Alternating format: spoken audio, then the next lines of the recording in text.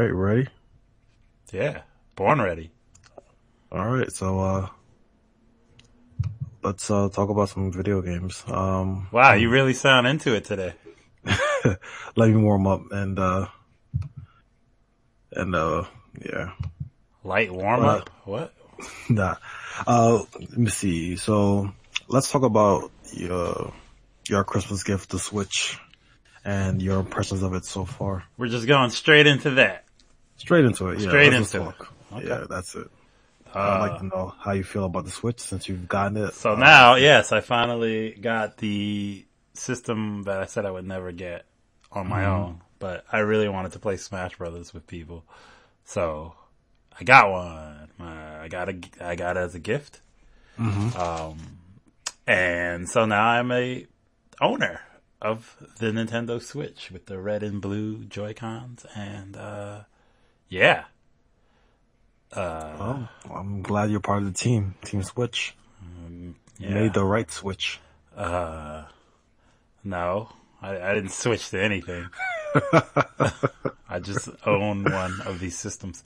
So what are we going to talk about it? My impressions? What do I think of it? Yeah, how do you feel about it so far now that you've had it? So I've had it for about 2 weeks now, I'd say. And my thoughts are largely the same. It is not, I can now confirm it is exactly what I fear it is. And it's not a bad thing, but it's a system, it's a hybrid system, right? Between a portable and, a console, right? Like you can do it as both. I feel like it just doesn't do either well. It does both of them good, but it doesn't do either particularly well for my to my liking. As a portable, it's good. The quality of games you can play on the road, I guess, or what you can play whatever you have on a Switch perfectly out when it's not docked, right? You can take it in your hands. My issue is that it's too large. I think it's not it's not as small as a DS or a Game Boy. So to me, that's an inconvenience. But it works. I mean, if you can still take it with you and play. It's not like, it's not like it's bigger than an iPad or anything. It's not that big, but it's still another thing to carry. Like I said, you're gonna have your cell phone and you're gonna have whatever else. And so to me, it's too big to be like, I'd still probably rather have a DS instead. Just personal. As a home console, it's just the same as a Wii U. Right? Like it's just Nintendo's, It's a refined Wii U, let's say that. yeah, I don't know how. I mean, like, I can't say it's. I'm not. You can listen. The Wii U had limitations in terms of how far you can take it from the system. But that's not. I'm not talking about the distance. We're talking about it being docked in your console and you're playing it. Like I said, as a home system. I said as a home. I'm talking about it docked in is literally a Wii U that might have slightly better graphical capabilities. No, like I said, as a portable, it's great. I don't mean Wii U as in terms of that controller screen, because that was stupid anyway to me. That they didn't use that well, and I don't think it was a great. It had some good ideas that they just didn't use, but that's a whole nother topic. I feel like it's, but it's not like I'm trying to say like I don't like it, because once again it's the next Nintendo system, so there's only gaming experiences that you can get. I think the Joy-Cons are good. They, I think they work fine. Like to me, they're kind of like if you really gotta have a game fix in a pinch, or you really need a second controller in a pinch. I think they're good. I think it's probably really good for like little kids, especially. I think it's probably great for that. I can't play on them for too long. They're too small, but I think for what it is, like if this system came out when I was like 10 or 11, it would have been everything. I don't think I would have needed anything else ever. I think this would like you take it to school or whatever. I think this would have been perfect. But if you look, even though I know it can play certain, next gen titles with some caveats, like, it does play Doom and all that stuff, and it does play things portable. I personally don't see myself using it so much portable. Like, I've had it for a while and I've had chances to take it, but I, for the most part, don't. I just leave it. Mm-hmm. I leave it mostly docked. Like you said, sometimes there are times where I'll be like sitting and like when I wanted to unlock, maybe when I get more single player games, maybe I'll play it portably a little bit more. I have a couple of demos and some other stuff, but I wanted to do some, like when I was unlocking characters and I literally, was watching TV or something, I would just take it out and play through a couple of classic modes just to unlock some characters. So as a system, I mean, if I had to give it like a score from 1 to 10, even though I sounded kind of harsh, I'd give it like a 7. I think I don't think I think for what it does is very unique, and I'm kind of happy Nintendo went that direction with it, because they can't just throw out they obviously shown that competing with power is not going to win them any battles. So they did the right choice. I think it fills a gap that, that the other two systems haven't. But personally for me, it doesn't do either thing great enough for me to be like, man, this system, like, oh my God, it's just, you know what I mean? It just doesn't do anything to me great enough. But like I said, it's still the Nintendo system that has the Nintendo experience. You want to talk about the online portion? Yeah, we can talk about that together. I just want to kind of give my 2 cents in. So, I see where you're coming from, but I feel a little bit towards the opposite because I am just in love with the Switch. I think it's an incredible system that, could use some improvements, and, we're going to get to that. Definitely, in terms of the battery life, a lot of times it really depends on the type of game that you're playing. So if you're playing the, Legend of Zelda or, Super Mario Odyssey, obviously it's going to drain the batteries within 2 to 3 hours. But, it's a great, system for playing a lot of indie games and, Nintendo games, of course. Nintendo games are a given, but, like a lot of indie games or maybe even smaller scale games. And I don't want to say indie games only. They're games in themselves with a lot of depth and, challenge and fun. So I don't want to discredit them or, just kind of burst them aside, make them seem like they're small games. But, a lot of games that doesn't really require a lot of intensive power, they're great to play on the system. It's great on the go. Sorry about that. The Joy-Cons, of course, are small, very small. And I wish they were, sorry, give me 1 second. I wish they were a little bit, bigger. And because, after a while, when you play it, your hand gets cramped. And I feel it too. Sometimes if you get it at a right angle, you'll be okay. And then sometimes you're just like, okay, this is painful. I think it depends on the game. It depends on the game. You can't, like Mario Kart, you can't play extended. You just have to do too much, I feel like, on it. But certain games, I think, maybe if they're more motion control based or something, it might be a little easier. And it was good about the Switch, and something I also love about the Wii is that they give you so many different controller configurations. So you can just have, if you're out, like when I go to work, I actually bring my Switch to work sometimes. And what I do is during my lunch break, I just take the Switch, take off the controllers, and just keep the screen portion on the table and have my hands out. And, I find it most comfortable when I can have my hands in any position and then use the controllers that way. And it doesn't feel like I'm missing a beat, which is really great. And I kind of experienced that with the Wii initially when they had the nunchucks and the Wiimote. But, because that was tethered, there's only so much you can do. But it was like the first step and having that freedom. And now that you have the Switch where you can do that totally without any tether, it's incredible. Like, it's a great feeling, and it's a really great feeling that you can't really get but from Nintendo. Nah, I wouldn't agree with that. I mean, in terms of controller, what other controller is doing that?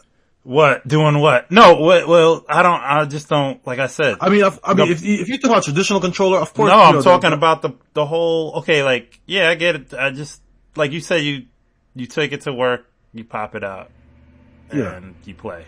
I just, like, all right, let me just finish up real quick, and then after that, we'll get to kind of I guess the online portion. But yeah, I love the system. It's great. It's compact. You can take it with you anywhere. You don't miss a beat. It's just refreshing to play on your TV, and then when you gotta go, you just pick it up and take it with you. Now, you did mention the DS. With the Switch, me personally, how I carry it on with me, I have like a pouch, and within that pouch I have my games and my other accessories like my other Joy-Cons, and I do carry what is it called? A portable battery. So you got a whole bunch of shit with you. Yeah, but if you get a nice bag, it's really convenient. Like you really carry that with you. It really can help you out a lot because it protects your Switch. Because the Switch is not something that I would ever put in my pocket like a Game Boy Advance. Right. Which to me kills part of that portability aspect of your It does, but it's understandable. I mean, it's a sacrifice, but it's a sacrifice that I'll take. For like a $20 case. If someone had to choose between putting a shell on it or buying a $20 case, I'll take the $20 case to have the same, function and form that the Switch has. I'll take that L on that one because, having the case is not too much of a bother for me personally. So yeah, I like it. It's a great system. We know you like it. Yeah, it's a great system. But now, the issue that, I guess we've both been experiencing has been the online. So, in your experience so far, how do you feel online? I don't know. Like, even thinking about the online just makes me angry. It almost makes me just want to start berating on the system some more. So let's just, instead of me talking about the system now, we'll just go straight to the online portion. The online would be perfectly fine if Nintendo did what they did last gen and didn't charge for it. They are charging, $3 a month or $4 a month or $20 a year, whatever you get, which is remarkably, it's cheaper than the competition. Definitely. Definitely cheaper. But you really don't get anything for it. Like, they released a system that it allowed you to play online for the first year. And they said they were going to work in some paid online stuff. So the idea is like, what are you getting? Right? That's what are you paying for? One thing I will say I do like about their online is that they give you access to NES library. Nope, I'm not. But here's what I want to say. My hope is that as time goes on, they increase it. I'll tell you why that's garbage. I'll tell you why the whole NES, and because for once at first I thought I was like, and I'll tell you something I like what they're doing with their NES collection, but I'll tell you why I don't care what games they bring to it, it's complete garbage. Because this was cool, playing NES games and stuff was kind of cool when there wasn't a way to officially do it for like the last 10 years ago. Right? When the Wii came out, there was finally a way that you can play your old games. Now, you had to pay for each game or whatever. You just pay for whatever you want. So, that was like cool. But now, we're at the point where, first of all, every game on there, you probably played it within the last 5 to 10 years anyway. Right? Like, speaking of that, you remember we just got an NES Classic. So, most of those games are on that. Not every game it's not game for game, but most of the games are on that. And a good majority, popular. So I went through and I'm looking at them like, well, I got like 8, I bought most of these on Virtual Console already. That's another kick in the balls, really. So I bought most of these games already. And like, okay, playing these games online, like, who cares? Who's really, like, I get it for some people, it might be good for like one time, right? You do it for a little bit, okay. But remember, this is not like these other services where you get these games to kind of keep if you get rid of the service or something. You know what I mean? You're not getting that. You get these games to play for as long as you have the service active, which is fine. But none of these games are exciting. Like, they're, okay, they're good games. Like, oh yeah, you got Super Mario Brothers 3. Yeah, but like, if you haven't already rebought that, like, you know what I mean? Like, at this point, you're like one of the few people that hadn't at some point replayed this game. Or if you haven't, like, if you really cared about that, you would have probably already have it at some form. So to me, rehashing this is not good. If it was like a robust, I'm like, we don't even need the complete collection, but if it was a more robust collection, like they add a couple of games every once in a while and you're like, oh, okay, now Metroid? Yay. Like, no, it should be, and it's, to me, I don't, like, is it difficult for them to add some game, like, Super Nintendo at least, is it coming down the line? We don't know. I mean, that's what I hope. I hope that eventually go to Super Nintendo, Nintendo 64. But even then, it's still like, you've had the novelty of playing older games maybe isn't as strong as it was many years ago when, these games felt further away, where it felt like, wow, I haven't played Mario Brothers in 15, 20 years. Now I finally get to have it on my console, so that luster is definitely gone. But, go ahead. I was gonna say, here's the thing. It's like, I can understand, like, maybe a lot of people didn't play the Wii U and so they missed that, but most people did have a Wii. So to me, it's like the virtual, and for them not to have a virtual console at this point, it's baffling to me. Like, I personally think they're going to eventually get one. Yeah, they probably will. It's just baffling that it's not there yet. I think they're waiting for the last probably shipments of NES Classic and SNES Classic to have finally leave to get to dupe the public, and they're thinking that they won't get classics anymore. And then for Nintendo to realize that, hey, listen to you guys, this is what we're doing. Yeah. It's a classic Nintendo trick. It's obvious. Right. I just think it's disappointing. However, I will note one bright spot before we get into a little bit more negative about the online. But one bright spot is that, the games that they do have on the service, there's a special mode. Some of the games have, no. Some of the games have like red ribbons on them and it says special. So when you select that game, it has an already loaded save file.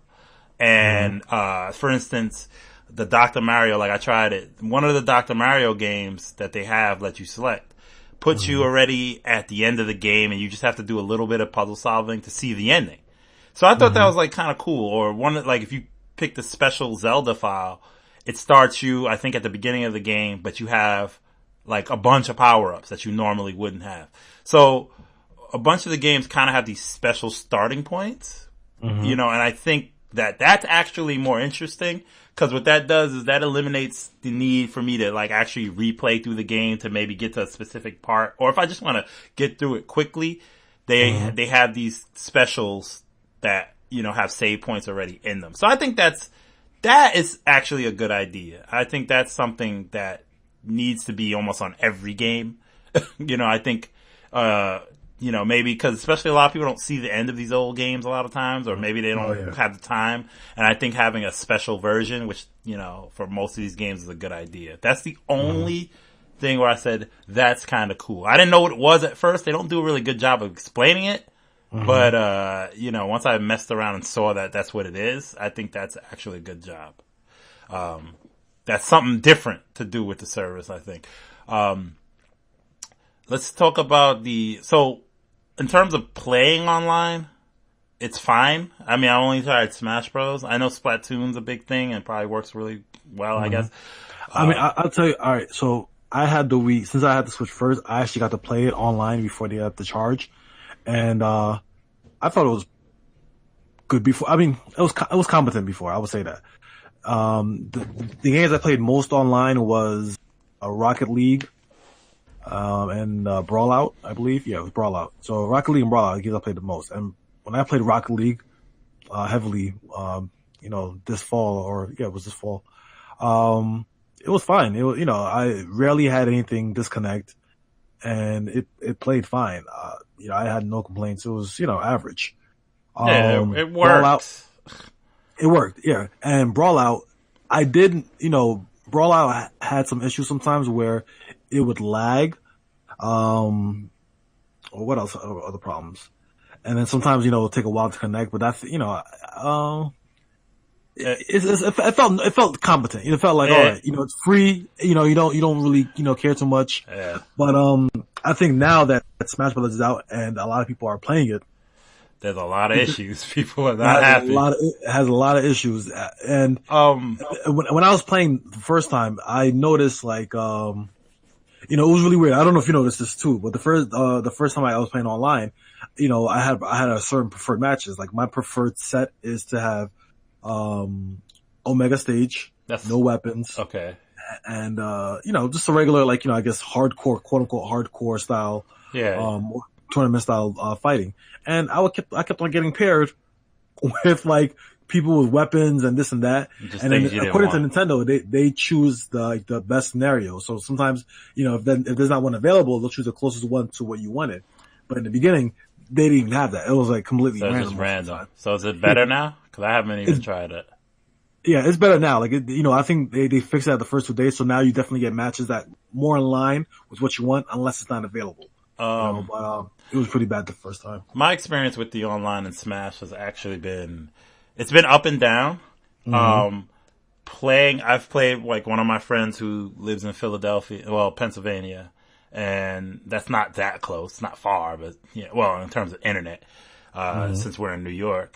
So the connection I played with him was flawless. Like when we play, there's no lag skipping. There's it feels like you can really, Smash is I don't want to say it's not like Virtua Fighter in terms of complex fighting, but it's made in a way where the slight bit of lag can kind of be dealt with fine. Like so but it felt so good that like you wouldn't notice even if there was a slight bit of delay input or whatever, it's still kind of fine.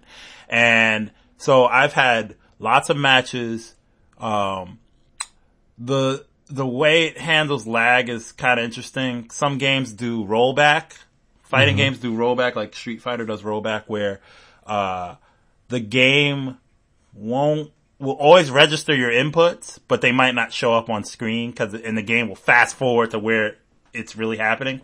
I actually prefer that because at least you kind of get the feel that whatever you're putting in is happening. Sometimes with Smash, if it's a bad connection, you'll get these pauses in the game, and you'll also have like people with really bad connections, you'll have a really long delayed input. So like when you hit forward, it'll take a second for it to actually show on screen. I feel like that for me is largely unplayable. I know we've had a couple of issues when we've played together. That happened only the first time I played with you. The first couple of times I played with you was bad. I haven't played with you much since, but it's only happened with you. One time I played someone that lived on the same block as me, and we couldn't even get into a match. Every time we got into a match, it slowed to a crawl and then booted us out. Then a couple of days later we played and it was flawless. So I don't know. He says he didn't change anything. I didn't change anything. I don't know if that was a Nintendo side thing, whatever. But for the most part, I think it's on par with every other online game experience I've had. I feel like sometimes it's not perfect. I haven't played it too much finding random people. I've played it with mostly people I know, but these people are located all over. So I've had mostly, from a gameplay perspective, positive experiences. I think it gets a little crazy when there's 4 people on screen, since that's 4 different connections to deal with. Sometimes I think one laggy person can slow it up a bit, but for the most part, I've had favorable experiences. I think the lobbying system in the game could be a little bit better. Like I think when you have I don't know what it is, but that room when you're fighting with friends. Yeah, it's not. It could be done a little better. It feels very cheap. Like it feels like not cheap. It just feels like not well thought out. It feels like you shouldn't have to. You should be able to change your character without leaving the ring, or you know what I mean, like certain things like that. Because with a game of 74 characters. Changing your character and changing a rule set, you shouldn't have to create a new room, I think, to change the rule sets. I think, in fact, in the previous game, you could change the rule set without, changing I think you didn't even have to change. I'm not sure. Don't quote me, but I believe you didn't have to leave and create a new room to change rules, like the way the stages are selected or whatever. Anyway, one of the things I do not like about this, and I don't understand. I get the idea, but I don't see why friend codes are still a thing. I know it's a little whatever. It's Nintendo yeah, is so but paranoid. I feel like they don't want any kind of bad press at all, that they're willing to say F it. But I don't understand. Like, friend codes doesn't stop any of that. To me, no, I mean, I think what it is, because obviously you can bypass that by either going online and giving your friend code away. Obviously, I think what it is that they don't want people to have direct communication, especially if they know a lot. Well, no, that's a different aspect. I agree with that, but I don't understand, like, because my friend code is like something I don't keep on me. But if someone wants to play with me, I can't enter in my name. I have to enter I have to go on my Switch, find my friend code, or find where I wrote it down, just to get someone.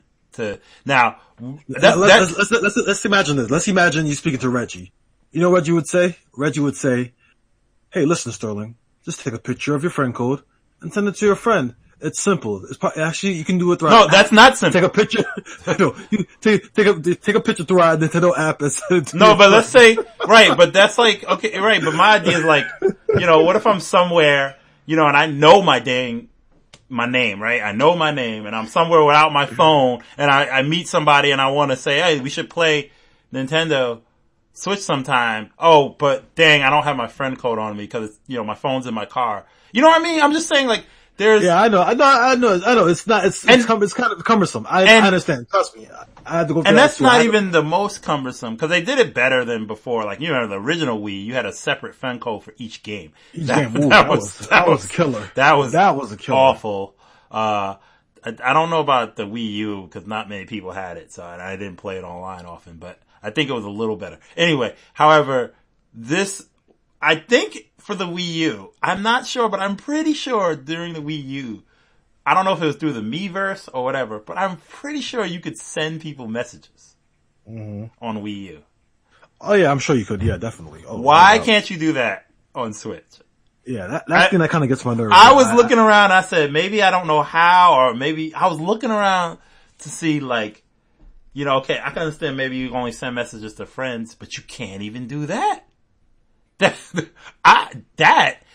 is bizarre. So, like, if I see my buddy is online playing Smash, and maybe he doesn't have his phone by him, there's no way I could connect to him on Switch and say, hey, got room? Or yeah, that's the most frustrating thing. You see your friend, and then you want to tell them, like, how at Xbox or PS4, if you see somebody, you can invite them to a game or Wii U, the game. You can't even do. Yeah, exactly. You can't even do that on with Switch. The Switch version, and that's frustrating because it's like, and this is something how you can pay I tell for. I want to play? This is something. That's what I mean when you pay for. Like the previous one, you didn't have to pay for, and but I think that's just bizarre. I think they will fix that. They will have to. They have to. That can't stick. Nintendo. Who knows? It's like that's up in the air with Nintendo. Who really knows? Can you send messages with two switches between two switches? Is that possible? I've never tried. I don't think so. How DS you could do picto chat. Everybody can send messages.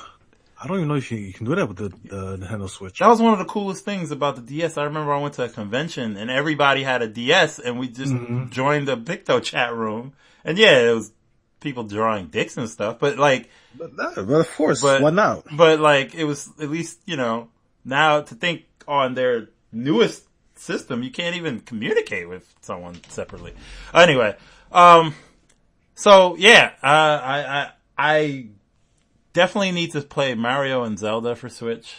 I still haven't, and I don't have them. I'm actually being real lazy and trying to see if someone will let me borrow them. Maybe you, or maybe someone down the block. I can let you borrow Mario. Yeah. Yeah. Oh my God, that would be great. I already finished it, so just all we gotta do is ask. Oh, Steve, can I borrow Mario? No. Anyway, it's fair. It's fair. Yeah, I got you. I got you. All right. What else? So you got the Switch for Christmas. I did. Anything else? Let me see. What else did you get for Christmas? A sweater, a shirt, something that's not good as the Switch. The Switch was the highlight. I'm glad I have one. And I have a slightly updated impressions on Smash. Okay, go ahead. I remember before when I first played it, I didn't like the feel of it compared to the previous one. Mm-hmm. I can 100% say that I think that's gone. I feel it feels fine now. I think it maybe just maybe it's getting used to it. I can't say if it's better feeling, but I can say that I don't have an issue with how it feels now. It does feel a little bit more technical than the previous one. Like certain things you can do in terms of, the way the game handles mobility. I think it took a second to get used to the way they balanced out certain characters that I used to like. However, I think it feels great. I think the new characters are great. I still think that it is bizarre that they make you unlock those characters. I don't understand it personally. I know some people do like it, but like it's kind of weird because like all the stages are already unlocked and most of the game music's unlocked and stuff like that. So, and that's another weird thing that there's not all the music's unlocked. So I think, like, I went to the store and I was like, oh, there's still songs that you can purchase, but yeah, oh yeah, I keep forgetting that there's a store. You have to go in there every day, which is I think is stupid. There's something about Smash. What's it? Smash Ultimate? Yeah, it's good. I like it. I don't know if I like it more than 4. It's safe to say it might not be your favorite. It might not. I don't know. I'm still, I like playing it. That's fair. I feel like I'm playing Smash. Like, all right, it's another version of Smash. I still feel like I was more impressed with Part 4, so I'm not really sure at this point if it's just because it's another Smash Brothers game, or if I just like 4 a lot more. I think I'm gonna have to go back to 4 to kind of revisit it to kind of like. Really here's a big thing. Here's a big graphical thing to revisit in 4. Look at Donkey Kong. It's a big difference. I don't know why in the Switch I mean, I don't know why in Switch, but his fur looks terrible. His fur is really animated on the Wii U version, and on the Switch version, it's just like gone. Check it out. It'll be one of the weird things to look at. I'll look at that. You know what's funny too about the Switch version? Like, I feel like some characters look really good, in the Switch version, like, Link, and other people, like, kind of look blah, like Captain Falcon. I feel like they just, something doesn't look as good. Something like, some characters look good, some characters don't. Shulk's face looks a little weird to me. Like, it doesn't look as good as I felt like it did in the other game. Captain Falcon looks like dry. Right? Like something about it looks like he looks lifeless. Like he looks like they ported him from like another game. Like something like the Wii version or something. And it's just like, all right, give him like upwards of I don't know. Something about him just looks kind of lifeless. And I feel like they're using the same clips they've been using since like N64. So it feels like,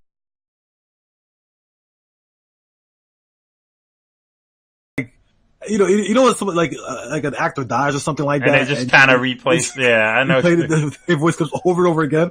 I'm like, is this guy gone or something? I mean, I know he's not, but it's just it feels like that because it feels so outdated. Like he doesn't have anything new to say. Like for example, Fox. Fox is a great character because he looks really good. He's obviously updated, and he has different moves. They got a good voice actor for him and everything. But I mean, okay. Granted, the amount of content in the game is so much that you're gonna see some corners if you're like a hardcore person. Honestly, I feel like, what's funny? I kind of miss, and it's funny to say that, I kind of miss the trophies. Even though at this point now it's kind of like, it feels kind of outdated because now we have, Wikipedia and stuff like that. But when trophies were introduced, we didn't really have that. So it's just really like, Smash Brothers was really like kind of like an encyclopedia of Nintendo games. And this one isn't so much the encyclopedia. And it isn't like that. Like they're focused so much on like these souls, these spirits. Which I'm not even really, sorry, I keep calling spirits. I don't even know what they are. I'm just it's so interesting to me that I just kind of forget about that portion of the game. I tried that. I tried the light thing and I like you said, I think part of the idea was cool.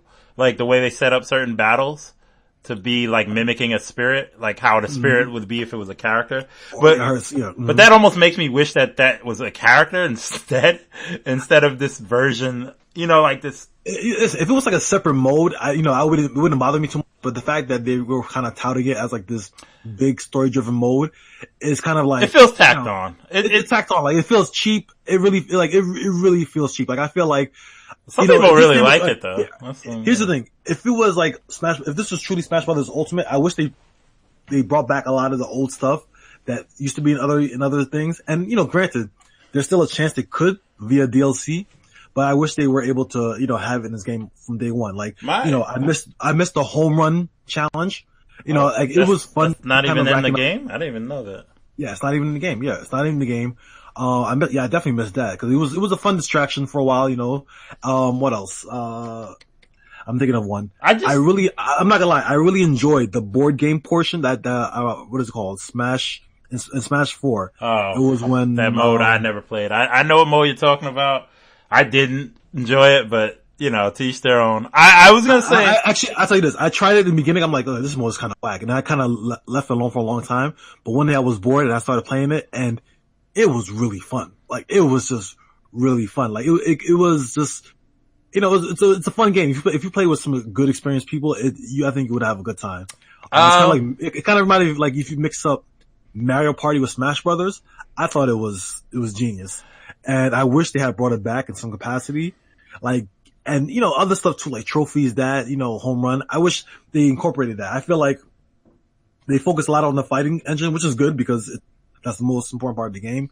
But then other things that were left kind of by the wayside, and they focused way too much on the spirits. Like, I feel like this was something Sakurai thought of, and then it was so ambitious that they're like, listen, you can have to use like stickers or JPEGs or something.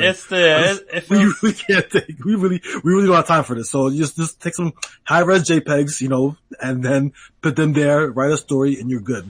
Yeah. And it just comes off as cheap. It feels tacked on. I really don't feel it. Like it doesn't encourage me to play it. I don't want to play it. Yeah, I'm not gonna finish it. I promise you that. Wait, but I know, like, personally, I actually enjoyed going through classic mode with most of the characters. Oh, that was fun. Classic mode was great. I think the way they do it now. Yeah, I think the way it's kind of dependent on the character. It had each character has a route, whatever, based on kind of based off like the history. Yeah, or something about them. Like if they were a shadow character, whatever. What are they called in this game? Not shadow. Echo character. Yeah, if they're Echo character, they might end up like if you pick Richter, you just play all against every Echo character in the game. You know what I mean? Or if you're like, if you're Bowser, like Bowser has like a mode where you play against all characters. Red, right? Because it's like, oh, Mario, I hate him, and then you get a special kind of boss at the end for certain characters. You see, that mode is well thought out. That's a thought out mode. I think it's.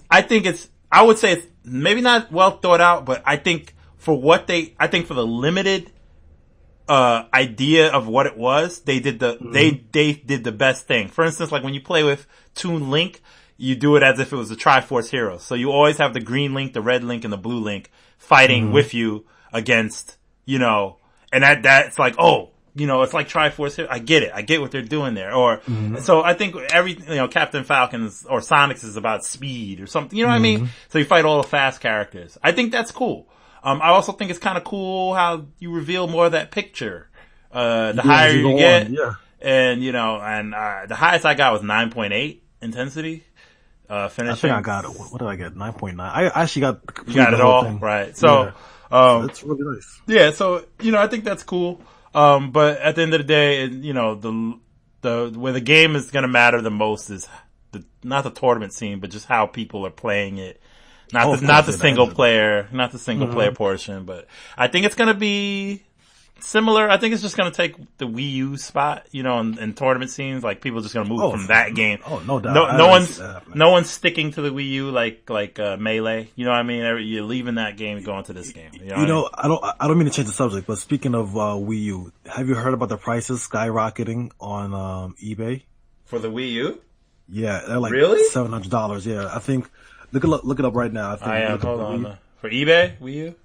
eBay, Amazon. Okay. Mine is still here, working condition. eBay. Let me see. Wait. This is all the same price.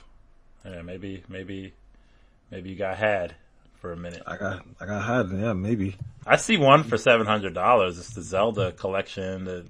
The ones that come packaged with games seem to be selling for really high. But if it's just a regular system, it seems to You know what? It's probably the pack, like the ones that are like the pack-in deals, yeah. Yeah, like not a used one or anything. Yeah, so. Like I'm on Amazon. There's literally a Wii U deluxe set with Super Mario 3D World and I see one for $6. $848. Yeah, I see.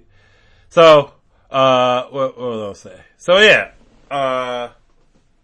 but I look forward to seeing, like, I hope they do some updates with the system, to fix some of the, I think it's some of the things about it I don't like can't be fixed. It's just a design thing. That's just personally not for me. Like, you know, I'm gonna still enjoy playing the Nintendo games on my TV, you know, and then, but there are gonna be times where, like, I would like to take it out and maybe play it on the toilet. I'm not gonna really be taking it around portable.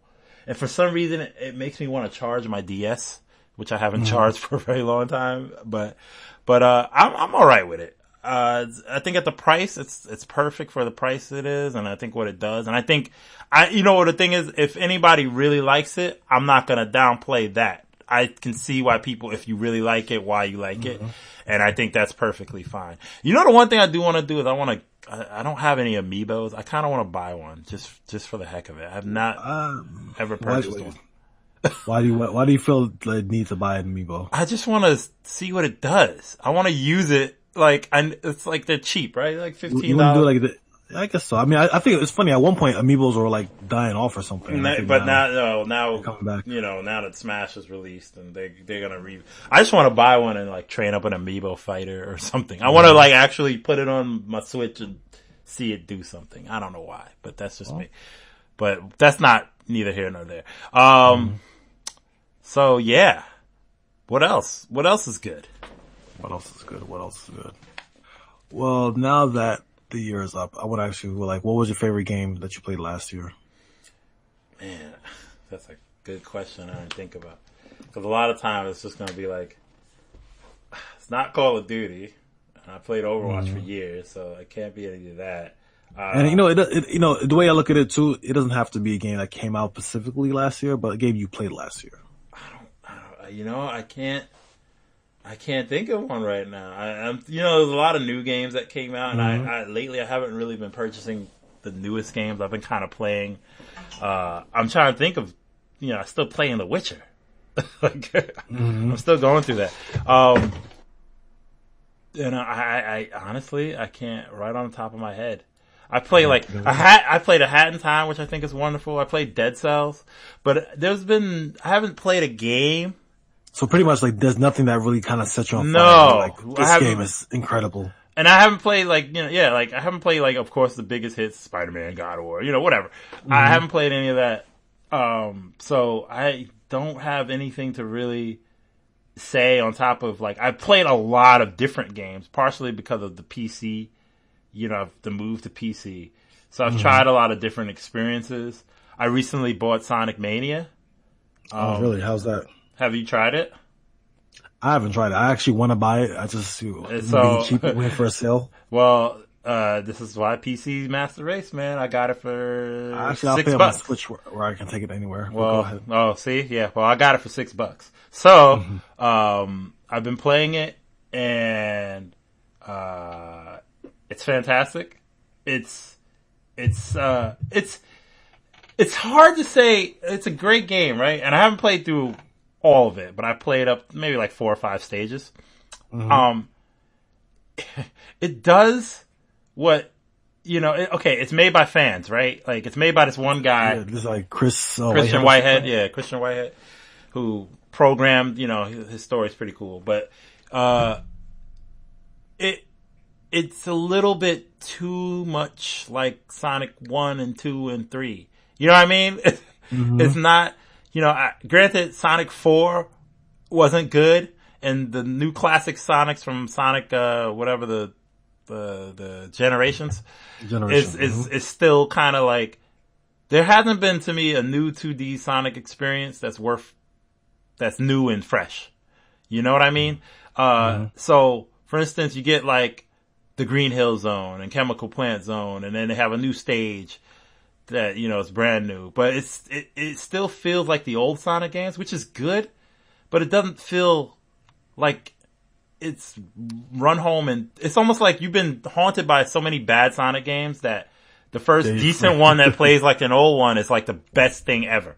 And it does feel like that. And there's some really kind of cool creative bosses that they throw in, that I won't spoil, but like, I will play it. I got the expansion for $2 also that adds the other 2 characters from that arcade Sonic game. The flying squirrel and the armadillo Sonic lookalike characters. Oh yeah, I know those guys from comics. Right. Well, I think they were originally from Sonic had an arcade game, like with 3, not the fighting game, but like this actual running around jumping game. Anyway, and so I got that, and yeah, it's very good. You know, it's the best Sonic game that's probably come out in a long time that's new, but a lot of it isn't actually that new. But in terms of feel, it feels much better than any Sonic game has felt since Sonic 3, I would say. It feels great, looks great. The animations are really good. For $6, you can't beat it. I mean, I can't beat that price. Right now, it's on the Switch for like $15, which is not too bad. Yeah, but $6, man. You can't beat that. I saw that and I didn't even have that much money, and I was like, oh well, I can't not buy this. So yeah. So I played that. That was pretty good. Yeah, I would say I finished Rise of the Tomb Raider. Like, how was that? You know what? Actually, this is a good, because I wanted to, remember we talked about the video game movies before? So after finishing Rise of the Tomb Raider, I just had an itching to actually finally see the Tomb Raider reboot movie. So I watched that. Did you see that? No, I didn't see it, but if anybody played the original Tomb Raider reboot, this movie is literally that, but in movie form. Yeah, so it's a good movie in terms of a video game movie. It's probably great, right? Because all video game movies are bad, pretty much. This is actually, it's okay. It's good. It's not great. It suffers from kind of weird pacing issues, and it can be a bit boring, but it's not bad. It's well acted for the most part, and that's really all I could say about it. Like, it's not gonna get a sequel. I think Alicia Vikander, who plays Laura, is pretty hot. She's a good actress. Hopefully she hears this podcast. Maybe she might shoot your shot. She's already with the guy that plays Magneto, whoever. Okay. Yeah, that guy. She's, so. It's so weird though, cause like, it's, I don't know, it's a movie, like, I can't recommend it to anybody unless you really like Tomb Raider. Like, and I like the games. The games is a much better way to experience that story. And,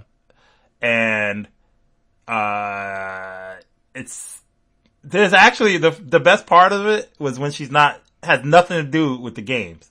The best part is in the beginning when she's this courier and doing stuff on a bike. That's more enjoyable. I want to see more about that part of her life than the tomb parts. Cause the part that follows the game isn't as fun as the game and isn't as good as the game. It has some cool moments and some what the F moments, like how does she even survive after the stuff? Let me ask you a question. How does it compare to like the Angela Jolie movies? Like, I haven't seen those in a long time, but I did see the first one in theaters. And so, honestly, I can't remember the Angelina Jolie ones very well. However, I think that at least if we're marching into this age of equal rights for women and stuff like that, the character is not objectified. At least, she doesn't. I don't think Laura in the original had a love interest, but maybe not. I can't remember, but she definitely isn't sexualized. Like, I remember in the movie they had scenes of her just swinging around and getting out of the shower kind of naked, and that was a lot of the stuff in the first movie. And in this movie, she takes some abuse. Like, she gets beat up pretty bad, but she doesn't.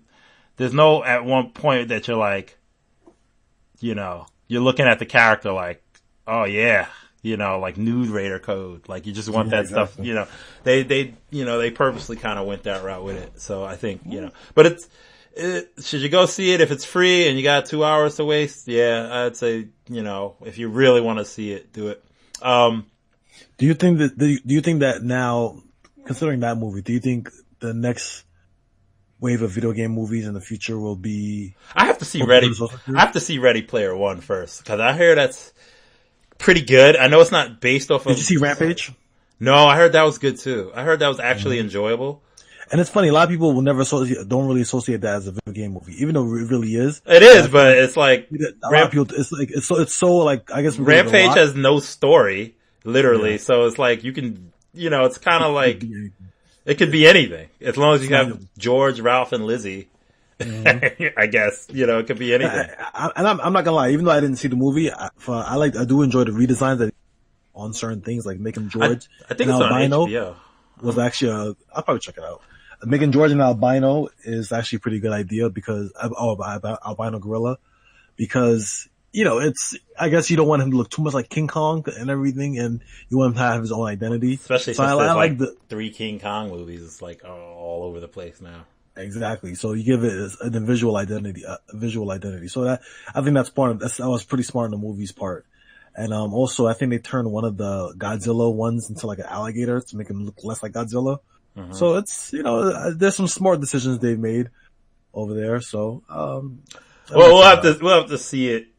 Now, what do you think of? I mean, even though there's really nothing out on it, but I think I told you about this before. But they're looking to make an Uncharted movie with Tom Holland. Actually, I remember you told me, you said that you haven't played Uncharted 4 or 3, right? No, I haven't played 4, but I played 1 through 3. Okay. I will highly recommend that you play 4 at some point. There's so many games. That's another thing I'm having trouble with. I haven't played Metal Gear 5. I haven't played this game. I haven't played that game. There's so many games. Like, I have Dragon Quest 11 here.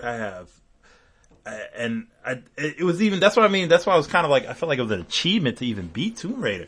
Just because of how many games there were to play. Rise of the Tomb Raider, by the way, is a really good game. It's probably the best in that triple series. I heard the newest one isn't that great. It looks great.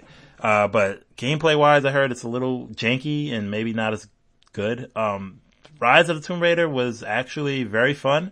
I want to say it's not as good as Uncharted 2. I think Uncharted 2 is probably the best out of all the Uncharteds. I haven't seen 4, but so far for me 2, you know, it's better than 3 and 1. Rise of the Tomb Raider is probably better than Uncharted 3 and Uncharted 1, I would say. The original Tomb Raider reboot is actually really good too. I had much more fun with those games.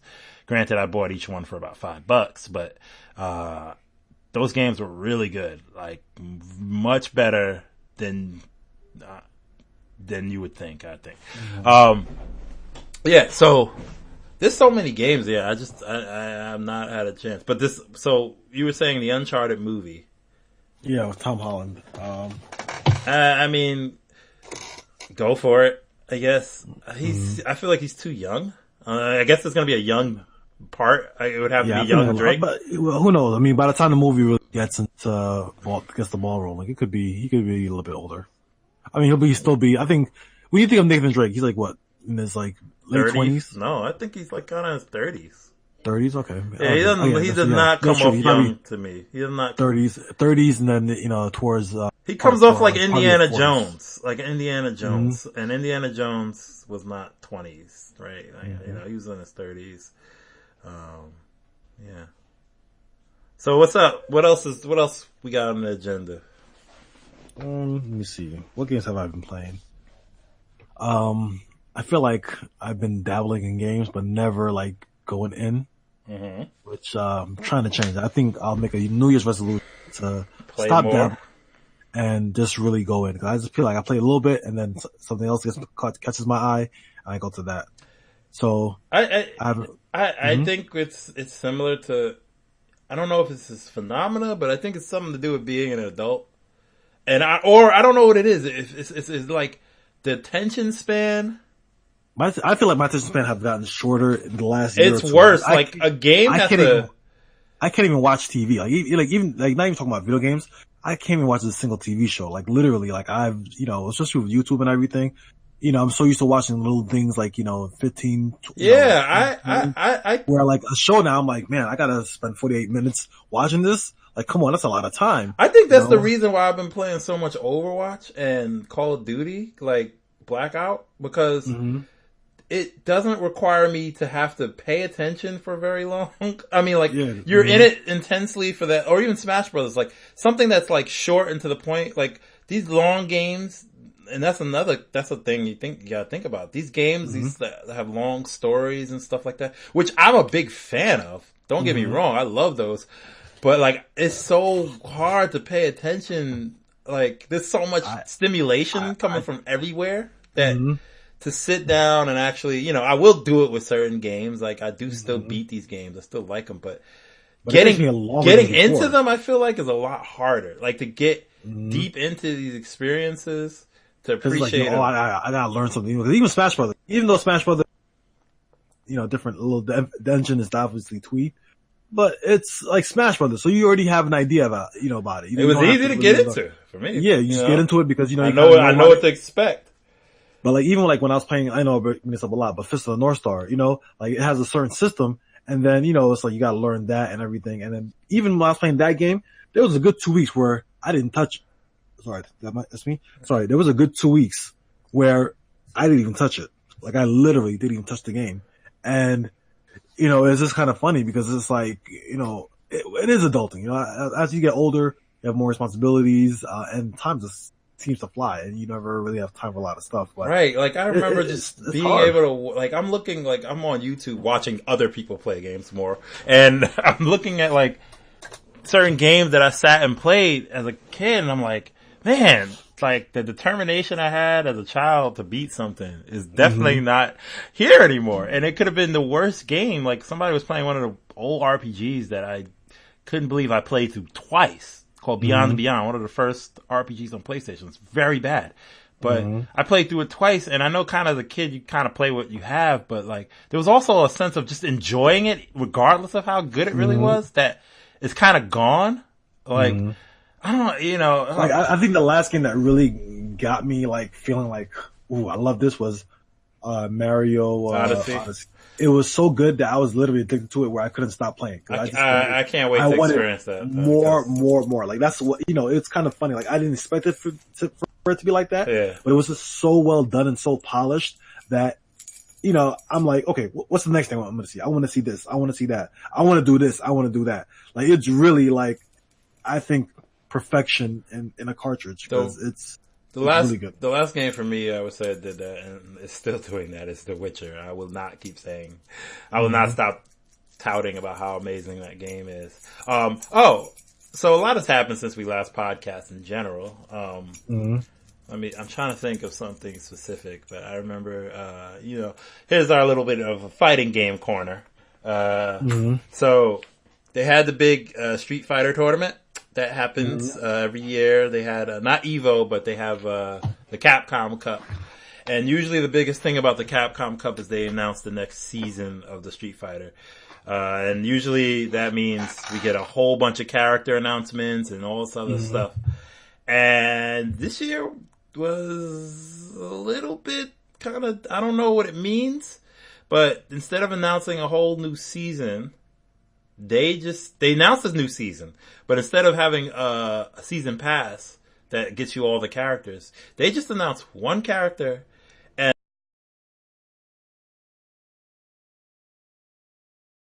said, we're doing things different this year. We'll hit you with an announcement soon. And I said, that's a little concerning because I don't know what that means. I enjoy Street Fighter V. I enjoy kind of seeing all the new characters being added and stuff, which, to be fair, it did add a lot of characters since release. It's added 18 characters, I think. And that's kind of a lot, I guess. And I just don't know if the game has done well enough that they can keep, because the season pass is just free money right up front, right? Like you know, people are gonna buy it. Not everybody, but you know, it's like, you know, are they gonna be releasing 6 characters? Or are they? I feel like this is probably close to the final year of this game. I think Street Fighter 5. Yeah, I think they're gonna wait for the, you know, because next gen is right around the corner, and I think, you know, to have your game, you kind of have to have your game be the good first game of that generation. That's kind of what you want to do. So you know they're working on Street Fighter 6 or whatever the next one is. So let me ask you a question. Since you know, are versed in the Street Fighter series, I am. Compared to other Street Fighters beforehand, how do you feel this compares? I think I can honestly say I think the only reason people play Street Fighter 5 is because there's a competitive scene and you can make money. You know, it's a game, like, it's going to be at every tournament. You know, that's the thing. I think the sweetest spot of hardcore Street Fighter was Street Fighter 3 Third Strike. It's just that I think it was a little too hardcore and most people couldn't quite get it, but I think it had the most, like, if you were a real Street Fighter fan, that was the game. I think most people like Street Fighter 4. I think that had the right balance of hardcore because it still took a lot of skill to play that game. But it didn't take as much skill as I think Third Strike did. So I think it hit a perfect balance. And I think a lot of people playing Street Fighter 5, there's a certain mechanics in Street Fighter 5 that are not, that make it a little, it's much easier to play. Like, inputs are not as strict. And combos are a lot easier to do. So it's not so much as skill, but it's more, and then there's certain mechanics in the game that make it kind of not that fun. Like, you can, like, you can get thrown all day in Street Fighter 4 because the idea of it is that if you get counter hit by a certain move in Street Fighter, you're opened up for massive damage, right? So if you hit a button on wake up, whatever. So, or if you try to throw escape, you can get countered. So you'll watch professional matches of professional players getting thrown 6 times in a row because ideally it just makes more sense to take a throw instead of trying to counter it because you get, you know, there's certain mechanics in it that I just, like, people are playing, they play it, but it's definitely not going to go down in anybody's book as the greatest Street Fighter of all time. It's just not. They made some big mistakes with its launch. I think the design of certain things is really cool. But I think that this was not the game. This was definitely nowhere as popular as Street Fighter 4 was. And they've seen it because it definitely, you can get it for dirt cheap. A lot of times it's on sale for like $8. You know, it's definitely not going to go down as anybody's favorite Street Fighter. I'm pretty sure. Some of the characters are good. So for the next one, what do you think Capcom would have to do to really try to move the momentum to make Street Fighter the de facto Street Fighter game? Because, you know, even though I'm not really huge into Street Fighter like that, you know, I do recognize that that's a good Street question. Fighter 4 was very popular for its time. It actually brought back 2D fighting games because a lot of times people never brought back fighting games. Period. Really. Yeah, exactly. Like that. People trying to do the whole like 3D, like finding the next 3D. Well, remember when Street Fighter 4 came out? Like, that's when every fighting game started to reemerge. Blaze Blue came out of nowhere. All these other games started to get 2D was back in, and people realized that there was value. But even 3D fighting games weren't like, okay. There was Tekken was kind of always around, but it wasn't as popular. You know. But Street Fighter 4 really reignited the fighting scene completely. I mean, games you hadn't seen in a long time were talking, you know, there's going to be a Samurai Showdown 6 coming out now. I don't think it's because of Street Fighter 5. I think this is just because of Street Fighter 4. Like, you know, and they rode that train as hard as they could, and, you know, with good reason. I think they also showed people, like, you know, fighting games, like, you know, because so many fighting games after that just became, like, they really tried really hard. Yeah. Like, for example, Mortal Kombat. You know, they really tried to, you know, solidify like a strong fighting system. Yeah, and compared to other ones before. Mortal Kombat always felt like a random ass system. Like, you would always have Mortal Kombat and they do something. It felt really janky. Crazy. It felt always janky. Feels like they were like, now you have 2 swords, one for 2 swords or a second weapon. Like, there's always like some kind of gimmick. Like with, but now it's Kombat, but now they really kind of got, and I've never played too many of them, but they have their own strong following, and they it definitely is its own thing that's very popular now. But that's a good question. I like what you what would Street Fighter 6 have to be? And I think primarily from a design standpoint, it has to award creativity. I think the idea of fighting in Street Fighter has to get more creative. I know it still should be 2D. I don't know if it should be a 3D 2D game. I think it would be really amazing if they somehow got back into like an animated, which I don't think they're gonna do, but because that's a lot harder work, I think, than it is to do 3D. I think that Street Fighter 6 has to be rewarding. It's very hard to find that spot between being technical and, easy to play, but hard to master, right? That's the sweet spot of any fighting game. Yes. And I think that they didn't do that with Street Fighter 5, where at the top of the game, you still need to know Street Fighter. You still have to be a pro.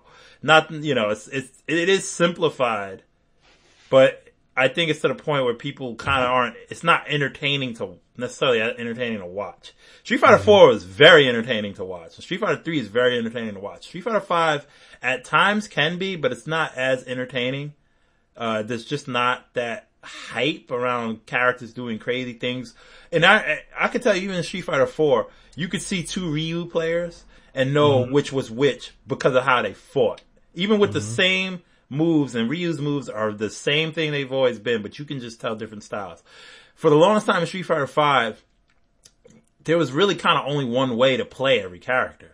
There's certain characters now that kind of have different ways to play, but for the most part, you kind of have a very similar, everybody kind of has to do the same combos, and kind of, and so that kind of creates not a very interesting thing to watch. I think. Do you see? Go ahead.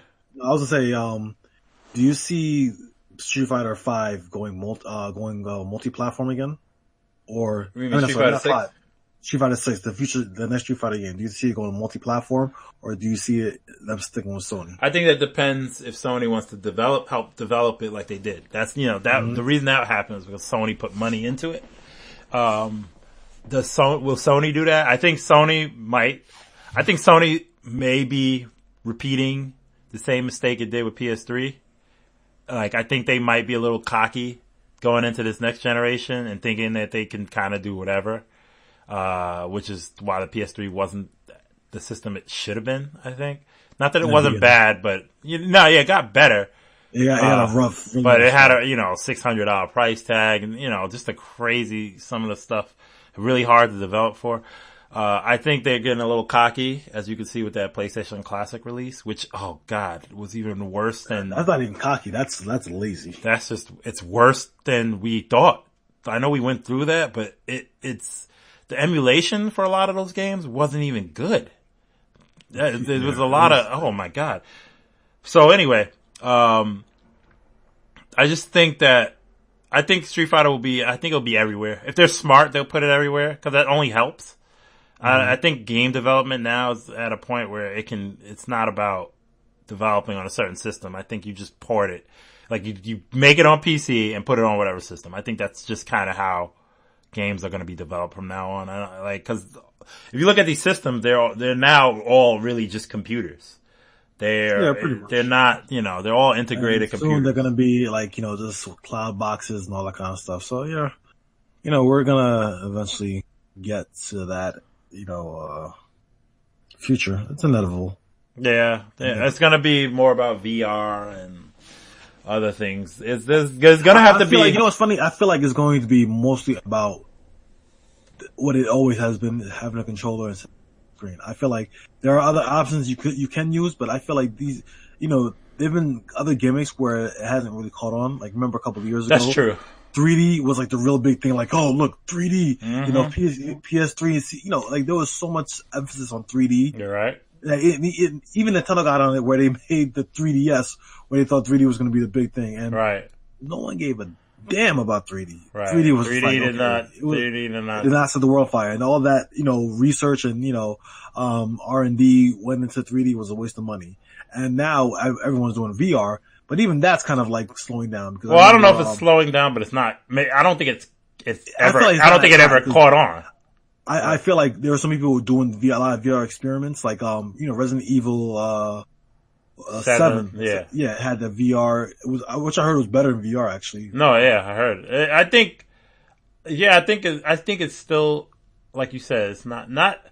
I think it's a little more than a gimmick, but like you said, it's similar to 3D, where I think if done right, because even certain 3DS things done right, like Mario 3D World was a small example of 3D done right, or 3D It's Land. not right, but then it's like in small doses. I think there's only so much you want to do, but then for developers, it becomes hard because now they have to resources and trying to, take advantage of this new thing. And then for a lot of people, sometimes they just want to see a little bit, like they want to see like a kind of like a hat trick really quick, but don't want to see a hat trick 100 times. I think the problem becomes that, like, everybody's trying to find that next thing. It's almost like 2D gaming, then went to 3D gaming, and then kind of the big thing, I think, after that, I was online, I would say. I feel like at the end of the day, it's always just going to be something, just controller and a TV. Just like movies. Movies have been around for over 50, 60, 70, even longer than that, actually, like 70 years or whatever. And at the end of the day, but I mean, there's been advances in it, like, color and sound or whatever. But at the end of the day, what you want to do is sit down in front of something and get immersed into a world and enjoy it. But it depends though, because the whole idea is that maybe I think the way you're looking at it is that you just can't see it going away. But I just think that the idea of what would change it has come about yet. You know what I'm saying? So for instance, like before TV, people had to go see plays, right? You had to, you know what I'm saying? And then that's not they still have plays, but they're not like as popular probably because now you have TV. Now you have movies. Now even regular TV's changing because of how streaming is. You know what I mean? So like, people say even shooting, when you shoot a Netflix show, it's much different than shooting a television show because it's almost like shooting a movie because there's no commercials. And they say that changes the way things are written and stuff like that. Oh yeah, of course. Yeah. So for instance, to me, the controller right now is the best way to experience a video game because maybe we haven't thought of it because VR is great in a way to experience something visually, I think. But I feel like something temporarily because but it's not. But they haven't figured out like the control for VR and the way it just doesn't correlate the same way. I think because a lot of times, like for instance, Borderlands came out, Borderlands 3D. I mean, whatever VR came out for PlayStation, and I didn't play it, but I read a review of it, and it got terrible reviews. And part of the issues is because they said everything feels slow. Controls don't feel great. They don't, and like you said, controlling with, a controller is obviously the best way. I just think that VR is a step in the direction maybe that games will go because it's about being immersed, right? It's just that they have to figure out a way to control that isn't necessarily like a controller. I think the two don't necessarily work. You know what I think the issue is? I think the issue is that when you jump from real life to 3D, like, you can turn around and grab something, you do everything automatically. I think when you try to translate that to a video game, unless you're doing like a specific task, like that's like kind of like just a kind of gamey, like, has an engine, has its limitations. I think you start seeing limitations really quickly. Like I feel like, unless it's like, there's two things I feel. There's two ways I feel about it. I feel it can be immersive if it's like a visual glory piece. Like if it's like something that's you really put a lot of money in. Like, sometimes when you watch like imagine like a 3D Final Fantasy game where you can see like the architecture up close or far away, or live in it, or even like a Grand Theft Auto kind of immersive game where you can kind of walk around the city and take a look at it. I think that's kind of interesting to kind of look at a new world. But then you have the issue with controls where if you want to move around or interact with something, that's when you maybe start feeling, the limitations. I've seen some 3D games where, you're supposed to grab things and everything. And, after a while you start feeling like maybe this isn't as fun. Like it's probably fun for like a mini game, but as a full blown game, you're going to get tired of it. And I remember I was playing, it was just probably last year, or now at this point 2 years ago. There was like a spring jam with like, indie games and indie developers. And there was I tried a 3D game where you had like a bicycle and you're Jesus. You're tossing like newspaper. Like basically it was kind of like a virtual VR, Paperboy VR. Basically you have a bike and then you would just pick up a paper and you throw it. And it was kind of fun, but in a mini game kind of way. And you can't build the whole game off of that. I think, you have to really, understand the limitations of it and realize that people won't do this for very long. Now, the future, I anticipate them, as time goes on and technology develops and hopefully it stays here, it'll be more immersive. Like, let's think of it like almost like a sci-fi kind of thing. It's kind of like go all out with it. Like, the next step would probably be like just taking your mind and putting it in a world where it just feels real, and that's probably not going to be maybe in our lifetime, or maybe it will be, who knows. But I think that's probably pretty much the next step. But in terms of VR right now, the way it is, it's, it's good as a novelty, but, it's hard to sustain it long term, like it's hard to play a game like, where you have to turn around and, I think, yeah, cause you can't, cause I think it has an issue where you have the idea of you're in a world, right? VR will put you in a world. That's the idea. You throw on the helmet, you look around, you're like, holy crap, this looks like it's right in front of me. However, you can't interact with it as if you were really there. You're limited by, like Doom VR, to move around, you have to select a spot, like to move there, then move here. Then, that's how, cause that's the only way. Also, the movement in VR can be a little unnatural, and it causes a lot of people to have motion sickness. And that's another like thing that's halting. Now, some games have virtual, like one of the VR controllers has like these two virtual things, so your hands move in the game as your hands would really move, like a sensor and stuff. And while, like you said, that works at a certain level, you might have to hover over something to grab it a few times instead of it feeling natural. After a while, your mind's going to be like, this is not real. This is not.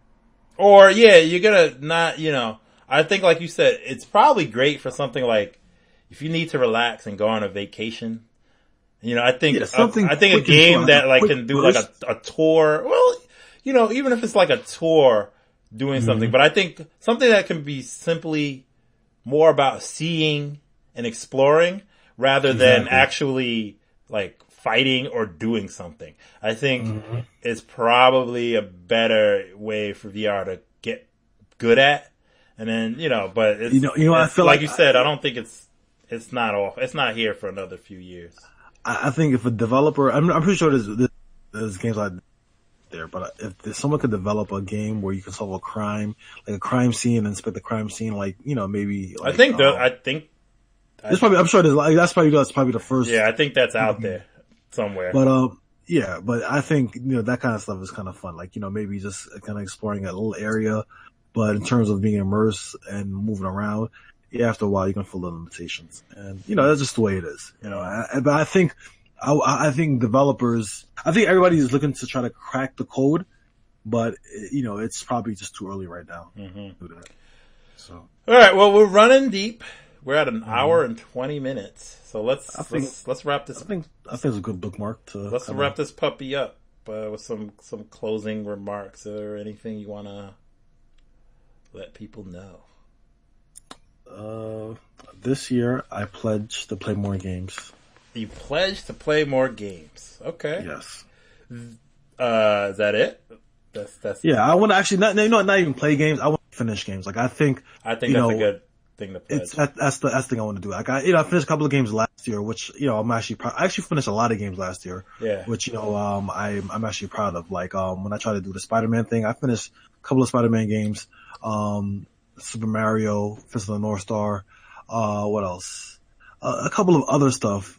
But I think I want to try to do that a little bit more. Like I really want to finish things and do that. I think I too have some things. Like I do want to play more games, complete more games. I want to stop being so jumpy. Like I just want to kind of start something and finish it. Even including like writing reviews and stuff. I do have kind of an erratic personality when it comes to things. I start a lot of things and don't finish, or sometimes I get a little intimidated by certain things. Like that's the reason I didn't play the first God of War. I thought it was way too cool that I didn't even finish it. Wow. I'm serious. After that first boss fight, when the Hydra, you played the first God of War? Oh, I played all of them. So when you like swing that Hydra and bring his head through the ship, in that first fight, I was so blown away I couldn't play anymore. I just put it down and I said, I will never experience anything as cool as that in my head. And because that was the first time like quick time events were really like that crazy. Yeah. Like, and it blew me away. I went and played Devil May Cry 3 instead. And, which is a great game, and I'm not saying God of War is better or worse, but something about seeing, like, I was scared of being disappointed in the rest of the game. So I started playing it. And, what else I'll say? So, yeah, I want to kind of finish up some more projects. I want to, be a little bit more outgoing with finishing things and maybe trying to even play games a little more competitively. At least try to, like, focus on maybe improving on a few games. Cause I just want to kind of get more out of the games I play. I also, a quick note. I played 2 games. God, see, now I'm thinking about it. I played Portal 2. Did I tell you about this? Yeah, you told me with you and your friend. Yeah. Or our friend. So, that's definitely for another game, but another day. But I would recommend, and if you look at every list, and Portal 2 is like the best game on every PC list that you have to play. And holy crap, it is. This game's been out for like 6 years already or something like that. And it's probably, you know what? I'll say it right now. That's my game of the year. I played it for 4 hours and it was the best experience I've had playing a game all year. It is that incredible. I didn't play the single player. I only played it multiplayer with a friend where 2 of you were figuring out puzzles. And I sat and it was you have to use your brain power. You have to really think. But when you get it, it's like a, oh my God, eureka moment. Like you never, remember like in Zelda when you figured out how to do certain puzzles? And you're like, oh, it's like that, but times 10. It is fantastic. So I kind of actually want to play more of that, but I'm going to need someone to play it with, but that's a whole nother thing. I also tried modding a game for the first time. I modded an older Final Fantasy VIII, which actually this is its 20th anniversary this year because it came out 9/9/99. So that game is 20 years old. Final Fantasy VIII is 20 years old. That means Sonic Adventure is also too. That is true. And so with how old are we? Now, right now, so that Square, and oddly, there might be people are hoping for a big Final Fantasy announcement for that game this year. I'm trying to give it another playthrough because it wasn't my favorite Final Fantasy. Advent Children 2. Well, that would be based on 7, though. I know, I'm joking. But Final Fantasy VIII, there's a crazy hack that was not a hack, but a patch and all the stuff that makes the PC version's awful, right? So someone actually went through and fixed it, added all this music and linked places where you can download and patch it in. So I've done that and I'm playing it. I'm playing this updated version, which actually is pretty awesome. You're not going to mistake it for even a PS2 game, but it does look much better. It plays better. It sounds great. And so I'm really kind of ready to give this game another try. I think this is the perfect time. They might announce something special for the 20th anniversary, maybe some kind of light remaster, because it's the one Final Fantasy game that has not been touched by Square in any form since release. Every single one has had a re-release, is getting even 13 has been re-something. 12 has had a remaster, 11's still on, 14's on, 10 has had a remaster, 9 has been remastered, 7 is having a remake, 6 and 5 have been remade. Every single one has been touched except for Final Fantasy 8. And my original thinking was because it's not good.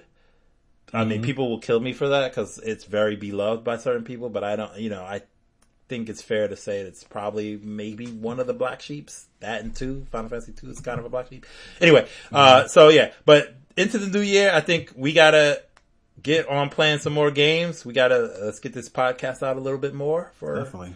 I definitely also have big vision for the site. I really feel like this year will be the year of the 8BG. Okay. I feel like now we're both definitely on the same page. Well, we've stepped it up with our equipment. We're like on that, Yeah, and I think it's gonna take some time. I feel like we're gonna do some big things this year. So let's just get some whoever's listening, hope you enjoy it. And like you said, consistency. We're gonna be more consistent. We're gonna be more passionate. And next time we're gonna have an intro. I promise. We're gonna have like a cool intro with music. Maybe not music, but we're definitely gonna have an intro. An intro, yeah. We're Stop intro. I promise. All right. Well, that's 8BG. We out. Adios.